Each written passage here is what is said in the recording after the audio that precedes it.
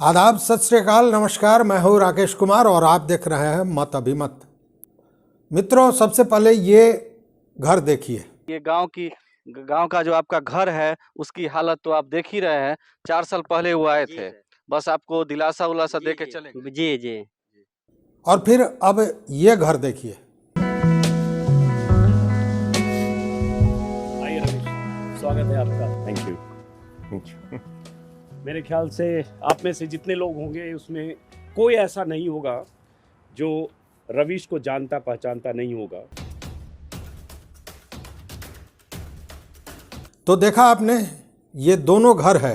अब इस दोनों घर को मैं क्यों दिखा रहा हूँ, इस पर मैं बात में आऊँगा। लेकिन अभी YouTube पर सबसे ज़्यादा जिनको सराहा जाता है, जिनके प्रशंसक हैं, जिनको सब्सक्राइब करने वाले लोग हैं, उसमें एक हैं अजीत अंजुम। अजीत अंजुम के बारे में आपको मैं बता दूं कि बिहार के बेगूसराय के रहने वाले हैं। और अभी उन्होंने रवीश कुमार का, जिन्होंने NDTV से अपना नाता तोड़ कर वो रवीश कुमार ऑफिशियल उन्होंने अपना YouTube खोला और एकाएक मिलियन में उनके सब्सक्राइबर्स हुए, जो YouTube पर एक इतिहास कायम करता है। और रवीश कुमार के बारे में मैं बताऊं कि रवीश कुमार चंपारण के रहने वाले हैं। अरेराज के पास उनका गांव है, वहीं के रहने वाले हैं। तो उनका उन्होंने इंटरव्यू किया। अजीत अंजुम का मैं भी बहुत बड़ा फ़ैन हूँ, बहुत बड़े पत्रकार हैं। उनके जीवनी को अगर आप देखें तो बेगूसराय के छोटे से गांव से निकलकर वो आज विश्व में जाने जाते हैं, पूरे विश्व में उनके प्रशंसक हैं। मैं भी उनका एक प्रशंसक हूँ। लेकिन कल एक वीडियो देखने के बाद मुझे लगा कि मैं इनका प्रशंसक रहूं या न रहूं। बड़ा विभत्स लगा, बड़ा ख़राब लगा। तो वो मामला क्या है उस पर भी आएंगे। लेकिन सबसे पहले मैं बताऊं कि अजीत अंजुम बेगूसराय दरभंगा में अपनी प्रारंभिक शिक्षा प्राप्त करते हैं। उसके बाद लंगट सिंह, मुजफ्फरपुर का LS college, Langat Singh college जो है, वहाँ से उन्होंने स्नातक किया। उसके बाद वो पत्रकारिता के तरफ आए। निश्चित रूप से कुशाग्र बुद्धि के थे। उन्होंने पाटलिपुत्र टाइम्स से लिखना शुरू किया था, फिर धर्मयुग, साप्ताहिक हिंदुस्तान, दिनमान, रविवार जो पत्रिकाएं थी उसमें लिखना शुरू किया। बाद में वो दिल्ली की तरफ रुख किए और टीवी पत्रकारिता में आ गए। BAG फिल्म्स का एक बड़ा चर्चित टॉक शो हुआ करता था, रूबरू। उसके निर्देशक थे अजीत अंजुम।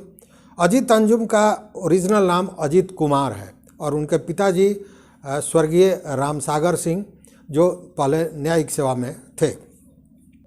फिर उनका ये टीवी चैनल में जो पत्रकारिता की यात्रा थी वो चलती रही। वो आज तक में रहे, न्यूज़ 24 में प्रबंध संपादक थे। फिर इंडिया TV में आए। फिर बाद में विनोद कापड़ी और हेमंत शर्मा के साथ उन्होंने TV9 को भारत में लॉन्च किया। बहुत प्रसिद्धियाँ मिली, दौलत शोहरत सारी चीज़ें मिली। लेकिन बाद में कुछ विवाद के चलते उन्होंने TV9 को भी छोड़ दिया और अपना YouTube चलाया। YouTube में समाचार की दुनिया में अजीत अंजुम बहुत बड़े नाम हैं। लेकिन कल हमने एक वीडियो देखा। वीडियो एक साधारण यूट्यूबर द्वारा बनाया गया है। ये यूट्यूब हिंद न्यूज़ करके एक चैनल है, उसके द्वारा बनाया गया है, जो बहुत नया चैनल है, अभी शुरुआती दौर में है। लेकिन उसमें जो दिखाया गया वो निश्चित रूप से अजीत अंजुम के प्रशंसकों के लिए बड़ा खेद का विषय है। बड़ा ठेस लगा उनके प्रशंसकों को जब उनके दूसरे आयाम को, पत्रकारिता से अलग उनके व्यक्तिगत आयाम को उसमें दिखाया गया। उसमें उनके गांव का दृश्य दिखाया गया है, उनके घर का दृश्य दिखाया गया है। अब उनके पिताजी रहे नहीं, लेकिन उनके चाचा की क्या स्थिति है, उनके घर वालों की क्या स्थिति है, गांव के लिए, समाज के लिए उन्होंने क्या किया, इसकी बात दिखाई गई है। पहले आप देखिए ये वीडियो। अजीत अंजुम जी, उन्हीं के आज हम घर पे आए हैं। जो उनका गांव है, वहीं पे उनका घर पे आए हैं और इन्हीं का घर पे अजीत अंजुम जी के भाई हैं ये। वो कब मतलब गांव में लगता है उनका घर पे आए हैं तो ऐसा लग रहा है जैसे कि वो यहाँ पे कभी आते नहीं है यहाँ की। सही बात है, नहीं आते हैं। फिर भी वो कब आए हैं? 2018 में आए थे। आते हैं तो गांव से जुड़ के रहते हैं या मतलब फोन पे बात उत करते रहते हैं या सिर्फ हाल चाल लिए नहीं, चले फोन उन पर तो बात नहीं हुआ है। ऐसे हाल चाल मिलते हैं तो कभी पूछते उछते निकल जाते हैं, लेकिन सिर्फ आते हाल चाल पूछते हैं, ऐसी कोई गांव के लिए कुछ मदद नहीं? नहीं, कुछ भी मदद नहीं। मदद नहीं, पूरा बिहार की आवाज वो उठाते हैं। जी मतलब वो जब बिहार में बाढ़ आई थी जी तो एक मतलब एक कैंपेन टाइप का वो उन्होंने शुरू जी किया था, उस टाइम भी यहाँ आए थे कि नहीं? जी, नहीं उस टाइम नहीं आए थे। मतलब वो बाढ़ में पूरा बिहार का वो मतलब सामग्री पहुंचवा रहे थे और वो अपने गांव में ही नहीं आए। जी जी, दीपक वाला है हाल सर। अच्छा, वो दिया नहीं जैसे जलता है तो प्रकाश देता है, लेकिन उसके नीचे जो है सो अंधेरा ही रहता है। वही चीज है। अच्छा वो सभी जगह रोशनी बांटते हैं जी जी लेकिन उनका खुद का गांव कह लीजिए तो उनका घर है ये, जहाँ पे उनके चाचा जी हैं। ना सर, हाँ। बहुत ज्यादा मतलब आदमी की मतलब महामारी चल रहा है यहाँ पर जो है ना। गांव पूरा त्रस्त है कटाव से। सबसे पहला मुद्दा कटाव है, उसके बाद उनका अपना जो जन्मभूमि है वहाँ पर तो कम से कम नहीं कुछ तो वो घरों बना करके रहना चाहिए था। कभी कभी आते वहाँ पर रहते, हम लोग से मिलते जुलते। हम लोग का भी मतलब मन में मतलब जो है सो उत्तेजना रहता है।